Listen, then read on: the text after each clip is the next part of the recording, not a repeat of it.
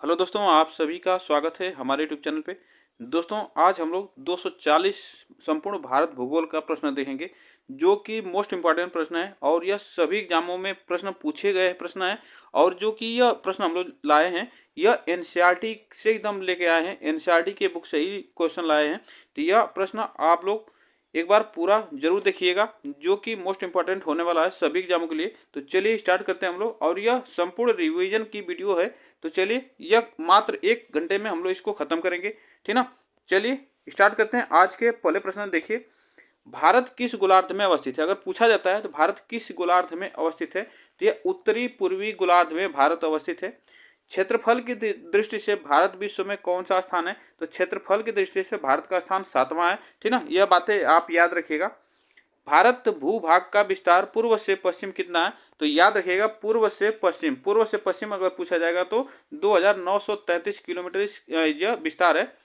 भारत का भूभाग उत्तर से दक्षिण पूछा जाए, अगर उत्तर से दक्षिण पूछा जाए तो यह याद रखिएगा 3214 किलोमीटर है, यह भी बात याद रखिएगा। चलिए, भारत का क्षेत्रफल विश्व के कुल क्षेत्रफल का कितना भाग है, तो यह आप याद रखिएगा 2.4% है, ठीक ना।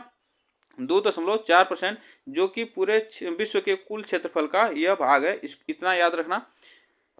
भारत का अक्षांशीय विस्तार कितना है, तो यह याद रखिए अक्षांशीय विस्तार अगर भारत का पूछा जाता है तो 8 डिग्री 4 मिनट उत्तरी अक्षांश से 37 डिग्री 6 मिनट उत्तरी अक्षांश के मध्य है। यह प्रश्न आपसे कई बार प्रश्न पूछा गया है एग्जाम में, तो आईएमपी इसको लगा लीजिएगा।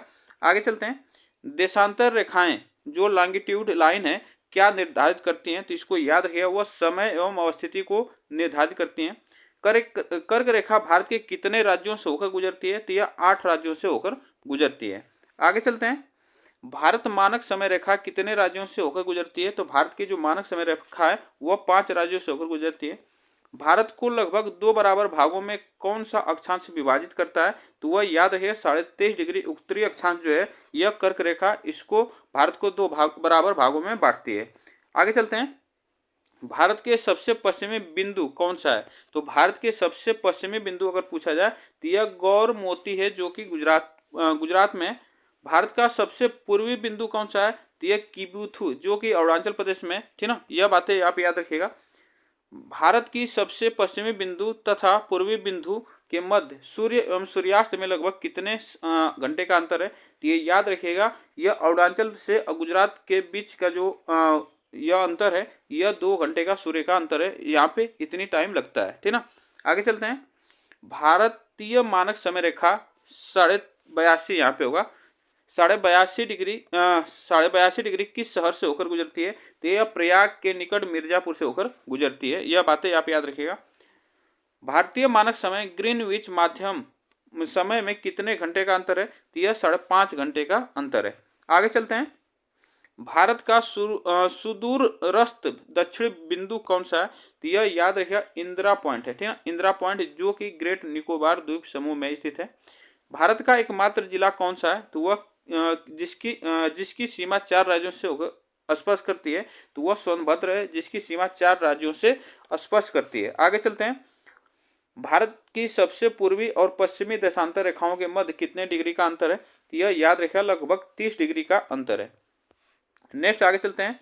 हिमालय की प्रमुख पर्वत श्रेणी का उत्तर से दक्षिण का क्रम क्या है, यहाँ पे क्रम पूछा है, तो यह याद रखिएगा उत्तर से दक्षिण का क्रम, ठीक ना। तो याद रखिएगा सबसे बड़ा क्रम जो है यह काराकोरम, लद्दाख, जास्कर, पीर पंजाल और धौलाधर और शिवालिक यह है। यह बातें आप याद रखिएगा, ठीक ना।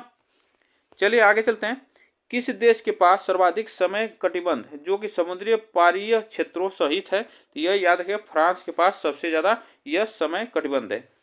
भारतीय मानक समय रेखा एवं कर्क रेखा एक दूसरे को कहां पर काटती है, तो यह छत्तीसगढ़ राज्य में काटती है, इसको याद रखिएगा। आगे चलते हैं। भारत के मुख्य भूमि की तटीय लंबाई कितनी है, तो भारत के मुख्य भूमि की तटीय जो लंबाई है लगभग 6100 किलोमीटर यह है, इसको याद रखिएगा। म्यांमार की सर्वाधिक सीमा किस राज्य को स्पर्श करती है, यह अरुणाचल प्रदेश, जो कि म्यांमार की सर्वाधिक सीमा यह अरुणाचल प्रदेश को स्पर्श करती है। असम की सीमा कुल कितने राज्यों एवं केंद्र शासित प्रदेश को स्पर्श करती है, तो यह 7 यह राज्य और केंद्र शासित प्रदेशों को मिलाकर यह 7 करती है, इसको याद रखिएगा। राष्ट्रद्वीप, नीलद्वीप और हैवलॉक द्वीप का परिवर्तन नाम आपको बताना है। तो देखिए, राष्ट्रद्वीप का नाम है नेता सुभाष चंद्र बोस द्वीप, और नीलद्वीप का नाम है शहीद द्वीप, और हैवलॉक द्वीप का नाम है स्वराज द्वीप। यह बातें आप याद रखिएगा। चलिए आगे चलते हैं। भारत किस जल संधि द्वारा श्रीलंका से पृथक होता है? तो इसको याद है, पाक जल डमरू मध्य। भारत का कौन सा राज्य तीन ओर से बांग्लादेश की सीमा से घिरा है? तो वह त्रिपुरा, ठीक ना, त्रिपुरा। नेक्स्ट क्वेश्चन, भारत की किस देश के साथ सबसे लंबी सीमा लगती है? तो वह बांग्लादेश के साथ लगती है। कितना? तो 4096 किलोमीटर लगती है। और भारत की सबसे कम सीमा किस देश के साथ लगती है? तो यह अफगानिस्तान के साथ 106 किलोमीटर। आगे चलते हैं। उच्च एशिया की ऋण किस श्रेणी को कहा जाता है? तो वह कहा जाता है काराकोरम श्रेणी को, काराकोरम श्रेणी। भारतीय उपमहाद्वीप मूलतः किस खंड भूखंड का भाग है? तो यह गोंडवाना लैंड का यह भूखंड है, इसको याद रखिएगा। चलिए, भूगर्भिक संरचना की दृष्टि से भारत को मुख्यतः कितने भागों में बांटा गया है? तो यहाँ पे प्रश्न जो पूछा है भूगर्भिक संरचना की दृष्टि से, तो यह 3 भागों में बांटा गया है। 3 भागों में, पहला है हिमालय पर्वतीय क्षेत्र, दूसरा उत्तर का मैदानी भाग, और दक्षिण का प्रायद्वीपीय पठार। यह 3 जो भूगर्भिक संरचना है इसको याद रखिएगा, यहाँ से प्रश्न पूछा जा सकता है। हिमालय का प्राचीनतम श्रेणी कौन सी है? तो यह बृहद हिमालय सबसे प्राचीनतम श्रेणी। नेक्स्ट क्वेश्चन पे, उत्तर भारत में उप हिमालय क्षेत्र के सहारे विस्तारित समतल मैदान को क्या कहा जाता है? तो यह कहा जाता है भावर। उसे क्या कहा जाता है? भावर कहा जाता है। हिमालय का पर्वत पदीय प्रदेश कौन सा है? तो वह शिवालिक है। नेक्स्ट क्वेश्चन पे चलते हैं। शिवालिक श्रेणी की औसत ऊंचाई कितनी है? तो औसत ऊंचाई अगर पूछा जाए तो यह याद रखिएगा 600 से 1200 मीटर इसकी औसत ऊंचाई है। लघु हिमालय किन 2 श्रेणियों के मध्य में स्थित है? तो यह महान हिमालय और शिवालिक हिमालय में, ठीक ना। आगे चलते हैं। हिमालय की नवीनतम पर्वत श्रेणी कौन सी है? तो हिमालय की नवीनतम जो पर्वत श्रेणी है यह शिवालिक है, इसको IMP लगा लीजिएगा, ठीक ना, IMP इसको लगा लीजिएगा। नर्मदा ताप्ती नदियों के मध्य कौन से पर्वत श्रेणी है? तो यह सतपूर्णा है, इसको भी IMP लगाइएगा, जरूर यहाँ से प्रश्न पूछा जा सकता है। आगे चलते हैं। हिमालय की सबसे ऊंची पर्वत श्रेणी कौन सी है? तो यह सबसे ऊंची पर्वत श्रेणी है हिमाद्री या बृहद हिमालय, इसे कहा जाता है। बृहद हिमालय की औसत ऊंचाई कितनी है? तो यह 6100 मीटर है। नेक्स्ट क्वेश्चन पे चलते हैं। पीर पंजाल श्रेणी किस राज्य में अवस्थित है? तो पीर पंजाल जो श्रेणी है यह जम्मू कश्मीर में अवस्थित है।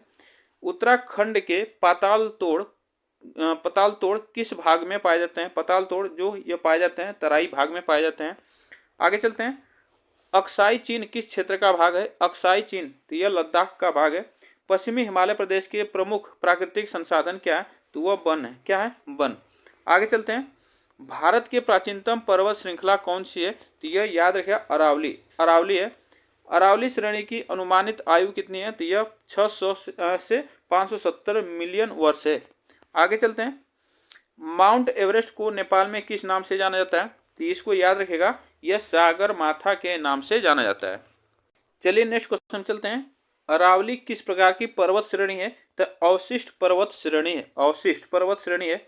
दक्षिण भारत की सबसे ऊंची चोटी कौन सी है? तो दक्षिण भारत की सबसे ऊंची चोटी है अनाईमुड़ी, जो कि 2695 मीटर है। नीलगिरी पर्वतमाला का विस्तार किन राज्यों में है? तो यह तमिलनाडु और केरल में है, तमिलनाडु और केरल में। नेक्स्ट क्वेश्चन देखिए।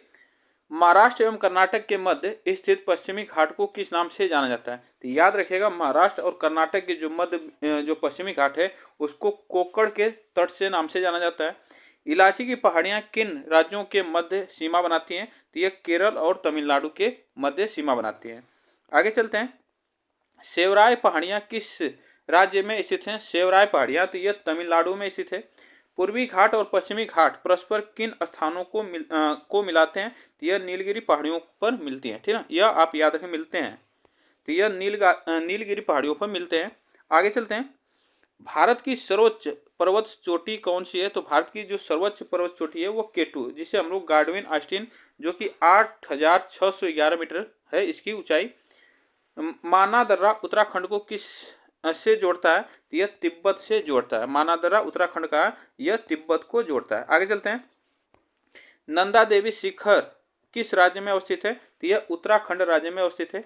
अरावली श्रेणी का उत्तम पर्वत शिखर कौन सा है? तो यह गुरु शिखर है, जो कि 1700 22 मीटर राजस्थान में है। आगे चलते हैं। हिमालय पर्वत की एक श्रेणियां में अराकामायोमा किस देश में अवस्थित है? अराकानयोमा किस देश में अवस्थित है? तो इसको याद रखें, म्यांमार में अवस्थित है। कुल्लू घाटी किन पर्वत श्रेणियों के मध्य स्थित है? तो यह धौलाधर और पीर पंजाल, धौलाधर और पीर पंजाल। नेक्स्ट क्वेश्चन देखिए, पालघाट दर्रा किन पहाड़ियों के मध्य स्थित है? तो पालघाट दर्रा पूछा जाए तो यह नीलगिरी और अन्नामलाई पहाड़ियों के बीच स्थित है। नाथुला दर्रा किस राज्य में स्थित है? तो यह सिक्किम राज्य में स्थित है, नाथुला दर्रा। लिपुलेख माना एवं नीति दर्रा कहाँ अवस्थित है? तो यह याद रखिएगा उत्तराखंड में अवस्थित है। रोहतांग दर्रा किस राज्य में है? तो यह हिमाचल प्रदेश में है। आगे चलते हैं। भारत का सबसे बड़ा हिमनद कौन सा है? तो भारत का सबसे बड़ा हिमनद जो है वह सियाचिन, जो कि लद्दाख में है। चौराबाड़ी ग्लेशियर कहाँ अवस्थित है? तो यह केदारनाथ मंदिर के उत्तर में, जो कि उत्तराखंड में पड़ता है। आगे चलते हैं। मेघालय का पठार किस भाग में है? मेघालय का पठार, तो इसको याद रखेगा, यह प्रायद्वीपीय भाग में स्थित है। अरावली एवं विंध्य श्रृंखला के मध्य कौन सा पठार है? तो इसको याद रखें, मालवा का पठार। नेक्स्ट क्वेश्चन पे देखिए, दंडकारण्य क्षेत्र कहाँ अवस्थित है? तो यह अवस्थित है छत्तीसगढ़ एवं उड़ीसा के मध्यवर्ती भाग में अवस्थित है। भारत का औसत समुद्री तल किस तट से मापा जाता है? तो यह मुंबई से मापा जाता है। आगे चलते हैं। भारत की समुद्री तट रेखा की कुल लंबाई कितनी है? तो यह इसको याद रखिएगा 7516.6 किलोमीटर इसकी कुल लंबाई है, इसको याद रखिएगा। किस राज्य की तटीय सीमा सबसे लंबी है? तो इसको याद रखिए, गुजरात की तटीय सीमा जो है ये 1274.7 किलोमीटर है, इसको याद रखिएगा। आगे चलते हैं। भारत के कितने राज्य समुद्री तट रेखा से संलग्न हैं? तो याद रखिएगा 9 राज्य और 4 केंद्र शासित प्रदेश संलग्न हैं, जो कि समुद्री तट से। प्राचीन भारतीय ऐतिहासिक भूगोल में रत्नाकर नाम किसका सूचक था? तो यह हिंद महासागर का नाम था। आगे चलते हैं। तमिलनाडु एवं आंध्र प्रदेश के समुद्री तट का क्या नाम है? तो देखिए यहाँ पे तमिलनाडु और आंध्र प्रदेश के बीच का समुद्री तट जो कहलाता है वह कोरोमंडल कहलाता है। कन्याकुमारी को किस अन्य नाम से जाना जाता है? तो यह केप कोमोरिन के नाम से जाना जाता है। आगे चलते हैं। अंडमान और निकोबार द्वीप समूह में सबसे अधिक ऊंचाई वाली चोटी कौन सी है? तो वह सैंडल पीक है, जो कि सबसे अधिक ऊंचाई वाली चोटी है। अंडमान व निकोबार द्वीप समूह स्थित है, तो यह बंगाल की खाड़ी में स्थित है। नेक्स्ट क्वेश्चन पे, अंडमान निकोबार द्वीप समूह में द्वीपों की संख्या कितनी है? तो यह याद रखें 572 द्वीपों की संख्या है। 10 डिग्री चैनल किन दो द्वीपों को पृथक करता है? तो यह अंडमान और निकोबार द्वीप को पृथक करता है। नेक्स्ट क्वेश्चन पे देखते हैं। बैरन द्वीप अवस्थित है, बैरन द्वीप कहाँ पे अवस्थित है? तो यह बंगाल की खाड़ी में अवस्थित है। श्रीहरिकोटा द्वीप कहाँ अवस्थित है? तो यह पुलिकट झील के समीप अवस्थित है। नेक्स्ट क्वेश्चन देखिए, राम सेतु कहाँ से प्रारंभ होता है? तो राम सेतु कहाँ से प्रारंभ होता है? तो यह धनुषकोडिय से प्रारंभ होता है। लक्षद्वीप कहाँ अवस्थित है? तो यह अरब सागर में अवस्थित है लक्षद्वीप। भारत का कौन सा द्वीप समूह प्रवाल निर्मित है? प्रवाल जो निर्मित है इसको हम लोग लक्षद्वीप के नाम से जानते हैं, ठीक ना, वह द्वीप लक्षद्वीप है। भारत एवं श्रीलंका के मध्य कौन सा द्वीप स्थित है? तो यह पबन द्वीप, जो कि रामेश्वर, इसको याद रखिएगा। नेक्स्ट क्वेश्चन पे, द्वीप पर बसा हुआ भारत का सबसे बड़ा नगर कौन सा है? द्वीप पर बसा, तो यह मुंबई है। कोरी क्रीक कहाँ अवस्थित है? तो यह कच्छ के रण में, कच्छ रण कहाँ पे? गुजरात में, गुजरात में, इसको याद रहे। कच्छ का रण जो है यह सफेद गधे के लिए प्रसिद्ध है, सफेद गधा, ठीक ना, सफेद गधा के लिए प्रसिद्ध है, इसको भी याद रखिएगा। आगे चलते हैं। सर क्रीक विवाद किन दो देशों के मध्य? सर क्रीक विवाद जो है यह याद रखिएगा, यह भारत एवं पाकिस्तान के मध्य। बुर्जिल में बनिहाल दर्रे किस पर्वत श्रेणी में स्थित है? तो यह पीर पंजाल श्रेणी में अवस्थित है। नेक्स्ट क्वेश्चन पे देखिए, मिजोरम को अन्य किसी भौतिक नाम से भी जाना जाता है, तो वह कौन सा नाम है? तो यह मिलेसिस बेसिन इसका नाम है। नेक्स्ट क्वेश्चन पे देखिए, सतलज एवं सिंधु नदी के मध्य स्थित हिमालय के भाग को किस नाम से जाना जाता है? तो यह कश्मीर हिमालय और पंजाब हिमालय के नाम से जाना जाता है।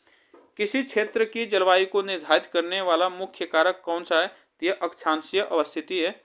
नेक्स्ट क्वेश्चन देखिए, भारत में ग्रीष्मकालीन मानसून के प्रवाह की सामान्य सामान्य दिशा क्या है? तो इसको याद है, दक्षिण पश्चिम से उत्तर पूर्व तक है।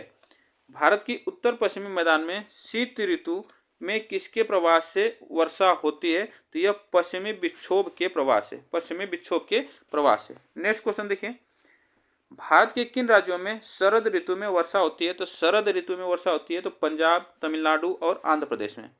भारत में औसत वार्षिक वर्षा कितनी होती है? तो यह होती है यहाँ पे 125 सेंटीमीटर, ठीक ना, 125 सेंटीमीटर।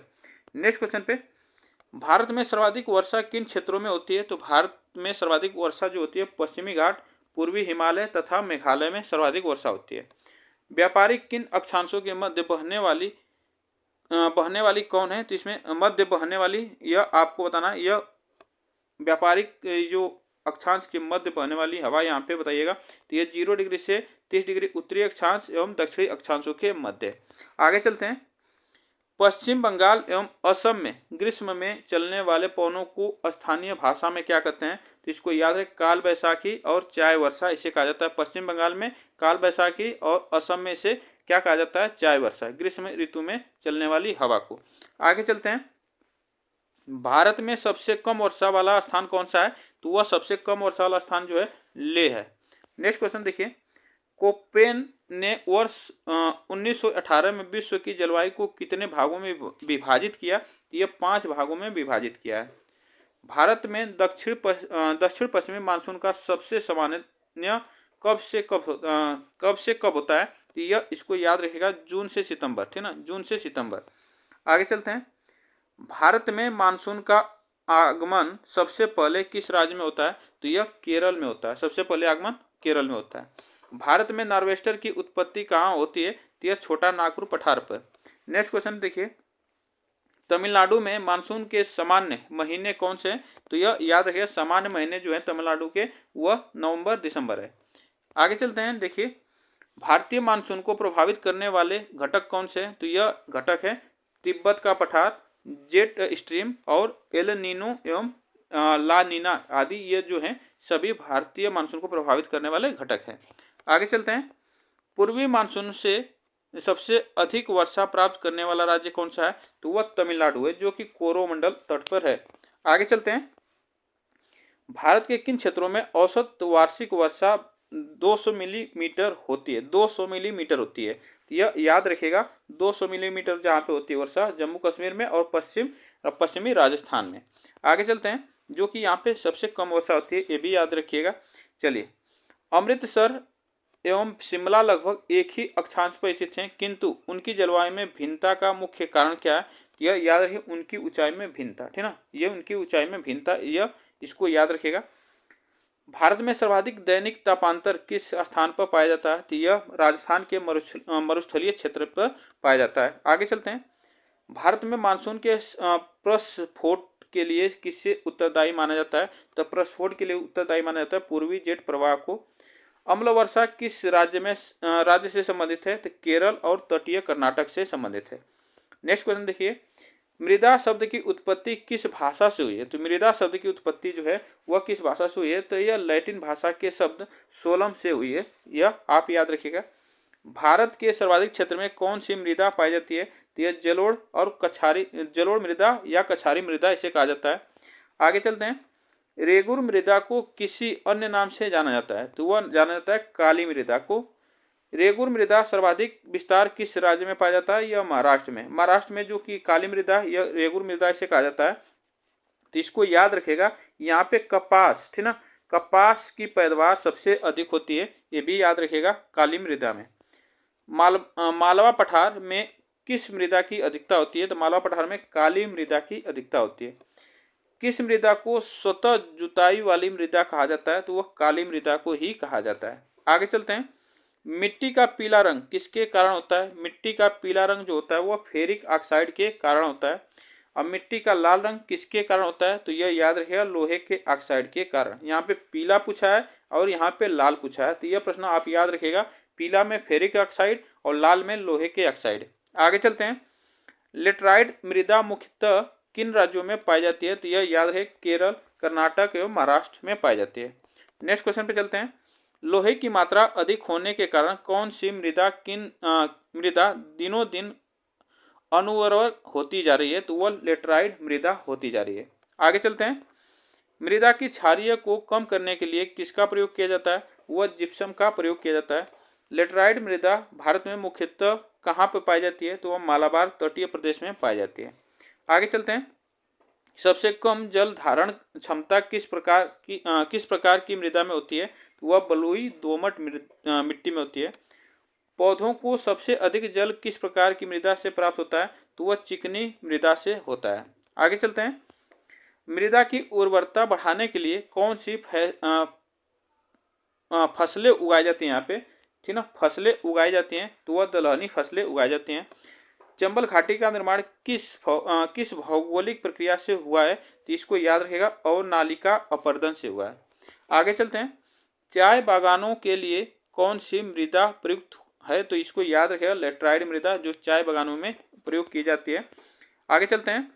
दोमट मृदा में कौन कौन से कण पाए जाते हैं? दोमट मृदा में तो याद रखिए गाद पाई जाती है, मृतिका और रेत। यह जो होती है सिल्ट, क्ले और सैंड, इसको याद रखिएगा, यह प्रश्न पूछा गया एग्जाम में। भारत की मृदा में किस सूक्ष्म तत्वों की सर्वाधिक कमी है? तो वह जस्ता की सर्वाधिक कमी है। गंगा के मैदानी पुरानी जलोढ़ मृदा कहलाते हैं? तो वह क्या कहलाते हैं? बांगर कहलाती है। आगे चलते हैं। अम्लीय मृदा को कृषि योग्य बनाने हेतु किस खनिज का प्रयोग किया जाता है? तो यह लाइन या चूना का प्रयोग किया जाता है। भारत में सर्वाधिक क्षारीय मृदा किस राज्य में पाए जाते हैं? तो उत्तर प्रदेश में पाए जाते हैं। नेक्स्ट क्वेश्चन देखिए। जैव मृदा का रंग नीला क्यों होता है? जैव मृदा का रंग जो नीला क्यों होता है? तो अम्लीय व फेरस आयरन के कारण होता है। नेक्स्ट क्वेश्चन देखिए। पश्चिमी राजस्थान की मृदा में किस खनिज की अधिकता पाई जाती है? तो वह कैल्शियम की अधिकता पाई जाती है। मरुस्थलीय मृदा में किस पोषक तत्वों का अभाव पाया जाता है? तो यह नाइट्रोजन का अभाव पाया जाता है। मृदा अपरदन को किस प्रकार रोका जा सकता है? तो वह वनारोपण जो वृक्ष लगाकर रोका जा सकता है। उदासीन मृदा का पीएच मान कितना होता है? उदासीन मृदा का पीएच मान होता है 7, ठीक ना। उदासीन मृदा का पीएच मान होता है 7। अम्लीय मृदा का पीएच मान कितना होता है? तो अम्लीय मृदा का याद रखिएगा 1 से 6 इसका पीएच मान होता है। क्षारीय मृदा का पीएच मान पूछा जाए तो 8 से 14 होता है, ठीक ना। यह बात आप याद रखिएगा। भारत की सर्वाधिक बृहद क्षेत्र में किस प्रकार के वन पाए जाते हैं? तो यह उष्णकटिबंधीय शुष्क पर्णपाती वन पाए जाते हैं। उष्णकटिबंधीय सदाबहार वन क्षेत्र में औसत वर्षा कितनी होती है? तो यह 200 सेंटीमीटर से अधिक होती है। नेक्स्ट क्वेश्चन पे देखते हैं। भारतीय वनस्पति सर्वेक्षण संस्थान के संस्थापक कौन थे? ये सर जॉर्ज किंग थे, जो कि 13 फरवरी 1890 को यह हुए थे। आप इसको याद है, इसका सर्वेक्षण संस्थान। भारत में सिनकोना वृक्ष कहाँ पाया जाता है? तो ये दार्जिलिंग में पाया जाता है, ठीक ना। कत्था बनाने हेतु किस वृक्ष की लकड़ी का प्रयोग किया जाता है? तो खैर लकड़ी का प्रयोग किया जाता है। सामाजिक वानिकी में प्रयुक्त बहुउद्देशीय वृक्ष का उदाहरण क्या है? खेजड़ी इसका उदाहरण है। भारत में वन संरक्षण अधिनियम किस वर्ष पारित हुआ था? तो वन संरक्षण जो अधिनियम हुआ था वह 1980 में पारित हुआ था। सागौन तथा साल के वृक्ष किस प्रकार के वनों में पाए जाते हैं? तो यह उष्णकटिबंधीय आर्द्र पर्णपाती वनों में पाए जाते हैं। नेक्स्ट क्वेश्चन देखिए। बांस की कौन सी प्रजाति छत्तीसगढ़ में सर्वाधिक पाई जाती है? तो वह लाठी बांस की प्रजाति सर्वाधिक पाई जाती है। भोजपत्र जो भूर्ज वृक्ष कहा जाता है, कहाँ पाया जाता है? तो यह हिमालय में पाया जाता है। भारत के किस राज्य में सागौन के वन पाए जाते हैं? तो सागौन के वन कहाँ सबसे ज्यादा पाए जाते हैं? तो मध्य प्रदेश में। समुद्र तल से सर्वाधिक ऊंचाई पर पाए जाने वाला वृक्ष कौन सा है? तो वह देवदार, ठीक ना, देवदार वृक्ष है। चिपको आंदोलन के प्रणेता कौन थे? तो चिपको आंदोलन के प्रणेता थे सुंदरलाल बहुगुणा। भारतीय वन सर्वेक्षण की स्थापना कब हुई थी? तो यह 1 जून 1981 को हुई थी। आगे चलते हैं। भारत में मैंग्रोव वनस्पति कितने क्षेत्रफल में विस्तृत है? तो यह 4992 वर्ग किलोमीटर में विस्तृत है। भारत का सबसे बड़ा वनस्पति उद्यान कहाँ अवस्थित है? तो यह कोलकाता में अवस्थित है। चलिए आगे चलते हैं नेक्स्ट क्वेश्चन पे। काजीरंगा राष्ट्रीय उद्यान जो कि असम राज्य में किसके लिए प्रसिद्ध है? तो वह प्रसिद्ध है एक सींग वाले गैंडे के लिए। महात्मा गांधी मरीन राष्ट्रीय उद्यान किस राज्य में अवस्थित है? तो यह याद रखें, अंडमान और निकोबार द्वीप समूह में अवस्थित है। जीवाश्म नेशनल पार्क अवस्थित है, तो यह मंडला जो कि मध्य प्रदेश में है। आगे चलते हैं। कान्हा राष्ट्रीय उद्यान जो है मध्य प्रदेश में, किसके लिए प्रसिद्ध है? तो वह रॉयल बंगाल टाइगर के लिए प्रसिद्ध है। वर्ष 1974 में स्थापित नामदफा राष्ट्रीय उद्यान किस राज्य में है? तो इसको याद है, अरुणाचल प्रदेश में नामदफा राष्ट्रीय उद्यान है। बादीपुर राष्ट्रीय उद्यान कर्नाटक में किस वर्ष स्थापित हुआ था? तो 1974 में स्थापित हुआ था। नागरहोल राष्ट्रीय उद्यान कहाँ पे है? तो यह कर्नाटक में है और इसका परिवर्तित नाम याद रखिएगा, राजीव गांधी राष्ट्रीय उद्यान इसका नाम है। आगे चलते हैं। नोकरेक जैव मंडलीय क्षेत्र किस राज्य में अवस्थित है? तो यह मेघालय राज्य में अवस्थित है। मेघालय राज्य में अवस्थित है। भारत का प्रथम राष्ट्रीय उद्यान कौन सा है? तो वह जिम कॉर्बेट राष्ट्रीय उद्यान है। इसको याद रहे, उत्तराखंड में, ठीक ना, उत्तराखंड में, इसको याद रखेगा। आगे चलते हैं। रणथंभौर वन्य जीव विहार किस राज्य में स्थित है? तो इसको याद है, राजस्थान में अवस्थित है। भारत का प्रथम गिद्ध प्रजनन केंद्र कहाँ अवस्थित है? तो पिंजौर जो कि हरियाणा में है। आगे चलते हैं। सिमलीपाल वन्य जीव अभ्यारण्य उड़ीसा राज्य के किस जिले में अवस्थित है? तो यह मयूरभंजन जिला जो कि अवस्थित है। आगे चलते हैं। संयुक्त राष्ट्र महासभा ने किस दशक को जैव विविधता दशक घोषित किया? यह याद रखिएगा, वर्ष 2011 से 2020 को, ठीक ना, यह बातें याद रखिएगा। भरतपुर पक्षी विहार राजस्थान भारत में किसके लिए प्रसिद्ध है? तो यह जो इससे केवलादेव घाना यहाँ पे होगा, केवलादेव घाना पक्षी विहार के नाम से जाना जाता है। तो यह साइबेरियन सारस के लिए प्रसिद्ध है, साइबेरियन सारस के लिए। एकमात्र अभ्यारण्य जहाँ कश्मीरी स्टैग पाया जाता है, तो यह पाया जाता है दाचीग्राम राष्ट्रीय उद्यान जो कि यह कहाँ पे, जम्मू कश्मीर में है। आगे चलते हैं। जंगली गधा कहाँ पाया जाता है? तो यह कच्छ के रण में, ठीक ना, कच्छ के रण में, जो कि यह कहाँ पे है, गुजरात में। गुजरात में यहाँ पे जंगली गधा जो कि सफ़ेद गधा यहाँ पे पाए जाते हैं। शेर की पूंछ वाला मकाऊ मुख्यतः कहाँ पाया जाता है? तो यह साइलेंट वैली जो कि राष्ट्रीय उद्यान केरल में है। नेक्स्ट क्वेश्चन पे देखिए, मुदुमलाई पशु विहार किन दो राज्यों की सीमा पर अवस्थित है? तो यह कर्नाटक और केरल, कर्नाटक और केरल। मानस वन्यजीव विहार किस राज्य में स्थित है? तो यह असम राज्य में अवस्थित है। विश्व का एकमात्र तैरता हुआ राष्ट्रीय उद्यान यह कौन सा है? तो केबुल लामजाव जो कि यह मणिपुर राज्य में अवस्थित है। गर्म पानी अभ्यारण्य किस राज्य में अवस्थित है? तो यह असम राज्य में अवस्थित है। आगे चलते हैं। क्वाइगा किस पशु की विलुप्त प्रजाति है? क्वाइगा यह जेब्रा की विलुप्त प्रजाति है। कंचनजंगा राष्ट्रीय पार्क जो सिक्किम में है वह किस वर्ष स्थापित हुआ था? तो यह 1977 में स्थापित हुआ था। आगे चलते हैं। प्रसिद्ध गिर वन जीव राजस्थान में अवस्थित है, तो यह याद है किस राज्य में अवस्थित है? तो यह प्रसिद्ध, यह किसके लिए? तो यह बब्बर शेर के लिए, ठीक ना, बब्बर शेर के लिए प्रसिद्ध है, बब्बर शेर के लिए प्रसिद्ध है। भारतीय प्राणी सर्वेक्षण का मुख्यालय कहाँ अवस्थित है? तो यह कोलकाता में अवस्थित है। आगे चलते हैं। हिम तेंदुआ भारत में कहाँ पाया जाता है? हिम तेंदुआ भारत में सिक्किम में पाया जाता है। कहाँ पे? सिक्किम में। सारस किस राज्य का राजकीय पक्षी है? तो यह उत्तर प्रदेश का राजकीय पक्षी है। नल सरोवर पक्षी विहार किस राज्य में है? तो यह याद रखिएगा, गुजरात राज्य में है। यूनेस्को द्वारा भारत के कितने जैवमंडल आरक्षित क्षेत्र को मान्यता प्राप्त की गई? तो यह 12 जो है यह आरक्षित क्षेत्र, जैवमंडल आरक्षित क्षेत्र, इसके मान्यता दी गई है। आगे चलते हैं। गुजरात के रण में स्थित एशिया के सबसे बड़े घास के मैदान को किस नाम से जाना जाता है? तो यह बन्नी ग्रास लैंड के नाम से जाना जाता है। आगे चलते हैं। भारत में जैवमंडल आरक्षित क्षेत्र की संख्या कितनी है? तो यह याद रखिएगा 18 हुई है, ठीक ना, 18। कस्तूरी मृग परियोजना कब प्रारंभ हुई? तो यह 1970 में प्रारंभ हुई थी। आगे चलते हैं। गिर सिंह परियोजना, गिर यहाँ पे गिर शेर परियोजना, ठीक ना, यहाँ पे गिर शेर परियोजना, गिर शेर परियोजना जो है 1972 में यह प्रारंभ हुई थी। बाघ परियोजना कब प्रारंभ हुआ? तो 1973 में प्रारंभ हुआ था। यहाँ पे याद रखें, यहाँ पे सिंह सही है, ठीक ना, यहाँ पे सिंह सही है, यहाँ पे सिंह मतलब शेर, ठीक ना। शेर परियोजना यह 1972 में और बाघ परियोजना 1973 में। आगे चलते हैं। कछुआ संरक्षण परियोजना कब प्रारंभ हुआ? तो यह 1975 में हुआ। घड़ियाल परियोजना जो कि घड़ियाल प्रजनन परियोजना 1975 में हुआ। आगे चलते हैं। थामिन मृग परियोजना 1977 में प्रारंभ हुआ। गैंडा परियोजना कब प्रारंभ हुआ? तो 1987 में प्रारंभ हुआ है। आगे चलते हैं। हाथी परियोजना कब प्रारंभ हुआ? तो हाथी परियोजना जो कि 17 दिसंबर 1992 को हुआ है।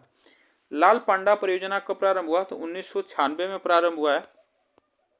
गिद्ध संरक्षण परियोजना कब प्रारंभ हुआ? तो गिद्ध संरक्षण परियोजना जो कि 2006 में प्रारंभ हुआ है।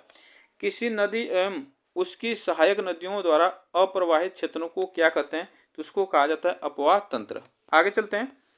भारत की सबसे बड़ी तथा लंबी नदी कौन सी है? तो भारत की सबसे बड़ी जो है लंबी नदी वह 2500, याद रखिएगा 2525 किलोमीटर, 2525 किलोमीटर, इसको याद रखिएगा, भारत की सबसे बड़ी और लंबी नदी है।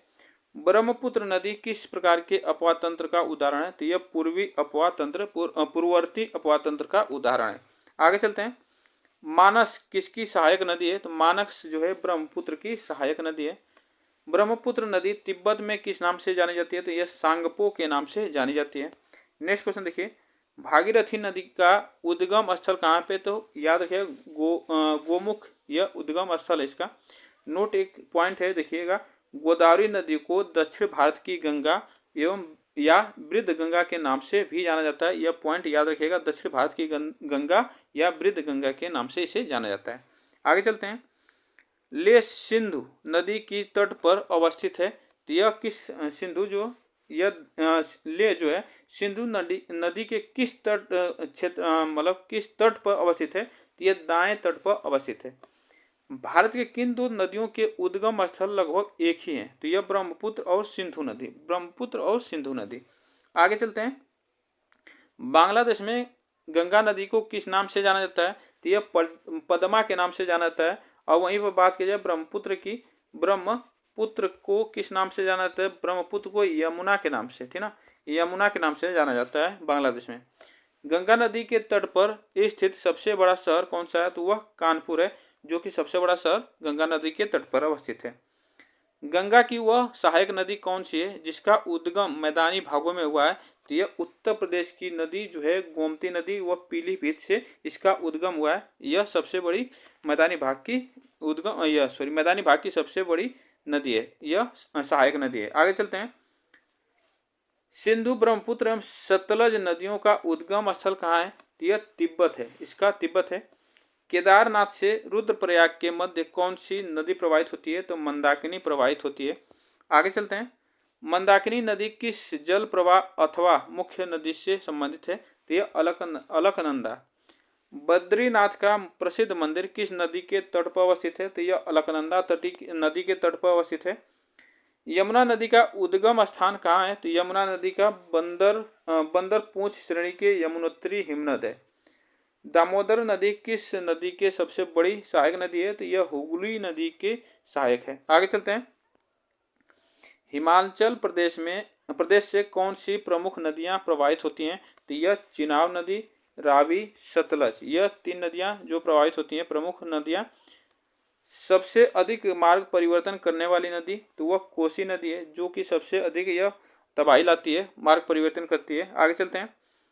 उत्तर प्रदेश और मध्य प्रदेश राज्यों में संयुक्त राजघाट नदी द्वारा घाटी परियोजना किस नदी पर निर्मित की गई है? तो यह बेतवा नदी पर निर्मित की गई है। आगे चलते हैं।